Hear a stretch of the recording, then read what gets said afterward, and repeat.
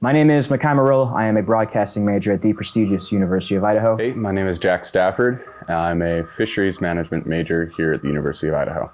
Creativity is pretty much expanding upon something that is plain, that is basic, and just bringing that into a much higher realm. I think I would define creativity as the ability to create something using somebody's own thoughts and emotions. I absolutely have used it. I've used it to assist me in various multitudes of work. It is an amazing tool that has been developed. I use AI tools in my work from time to time.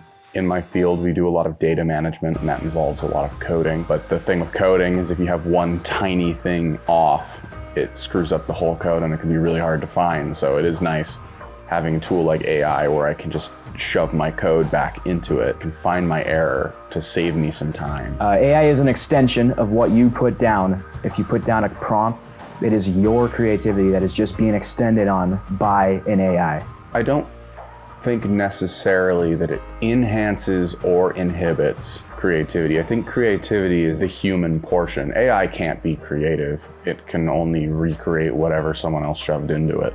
Some of the biggest benefits creatively is AI is just time management. Something that could take 2 hours with AI can, be done in a couple of minutes. It can really open up the space for maybe more creative elements in the human mind. So I do think there are some benefits to AI in creative work. And in some ways, these benefits have been around for a really long time, and we just didn't call them AI. One that is newer is the ability, say you're animating something, you can have an AI fill in the frames you've already created.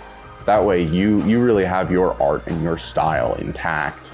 And it is really your creation. It's just smoothing it out slightly in the movement. I think that is a really good creative use of AI. I think AI art can be considered art. It's because it is just an extension of the human mind, right? Just because you're not physically putting pen to paper or pen to, paintbrush to paper or whatever, does not mean that all artistic expression is taken away. I don't think AI generated art should count as true art.